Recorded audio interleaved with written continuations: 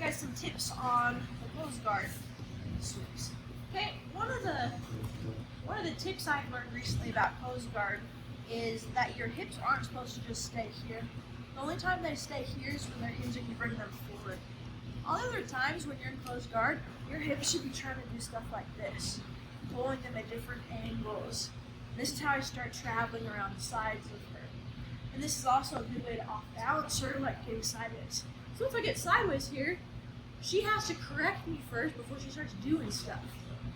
And then that gives me more time to do what I'm gonna do. Okay, that was just a quick little tip that I learned. So you just be really active with your hips. Okay, so I want to show you guys a sweep I really like. So you're gonna open the collar, slide up to a strong grip across the collar. I'm gonna return to the sleeve, making what we call a pocket grip. Open it up with the thumb as much as it'll open, and roll it. Now I have a little grip, but my fingers are on the inside where they can get trapped inside and pushed. Okay, now I can create space one of two ways. I can either hip escape, start creating space for my knee, or I can do something like a bicycle off of her with the pressure between my calves and my thighs. Okay, so that looks like this. Just this pinching pressure that I push my hips out to my side. I can also add a little bit of pressure with my grip to give me a little extra distance and help if she's pressuring a lot. Okay, so either way, I got to my side, and I bring my knee up across the chest. Now these two have a counter pressure. I'm actually pushing into her chest and pulling with the collar so that she feels this counter pressure, which is really nice because I stop her from going forward or backwards. I have a lot of control. Okay, this foot on the back here is also staying tight to her. I'm not letting it flare out tons. I'm keeping it pretty tight to where there's not a lot of play. This helps me feel like I have more control over her whole body too, especially when I go to sleep and it's not just one point of control, it's a line of control. Okay? This foot also comes to the hip. Now you can choose to put this foot on the hip first when you pull. There's a lot of times that I do. I put my foot here first and then bring my knee in. But depending on what you do.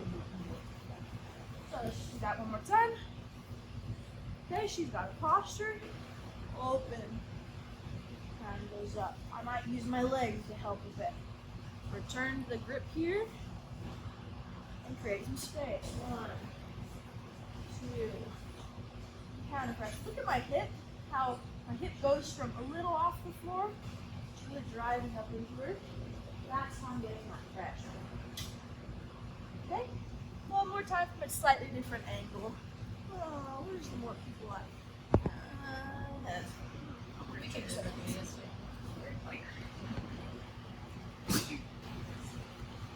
Open. Yep. Open space. Here. Okay, this has two tensions, this has a tension. And this grip is pulled towards my chest. Any questions about that so far? Okay, now to do the sweep, one thing I need to talk about is, we'll talk about that later actually. Okay, to do the sweep, I'm going to pull her forward, and in order to pull her forward, this foot has to come off her hip. Otherwise, I'm just pulling her and stopping her. That is so I let go of her hip, I pull her forward, and this leg is going to cut on her knee. It's my whole leg, it's not a curl, it's my whole leg cuts. As I load her, I cut and scissor. And follow on top. Okay, one time clean through.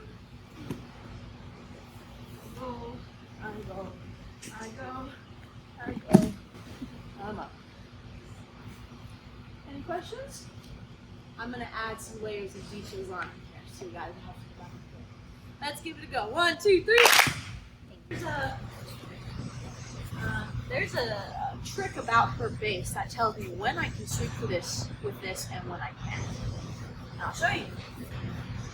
So the trick is with this sweep is that if Rachel's hips, look at her hips, if Rachel's hips are behind her knees, she will not be swept by this. Unless I'm incredibly strong, but I don't know how many of you guys find something you're incredibly strong than that. Okay? The time Rachel gets stuck by this is when her hips come over her knees. That's when her base is forward enough that I can sweep her. Okay, well, how do I get her over her knees like this? Well, 2 ways this happens. One, she does it for me. Well, I like that. So I'm going to show you. And before I show you that, I gotta tell you guys one thing. You do not want to be this close to her. You're super cramped. In fact, when this leg is pushed all the way to your butt, your muscles actually inhibited from firing.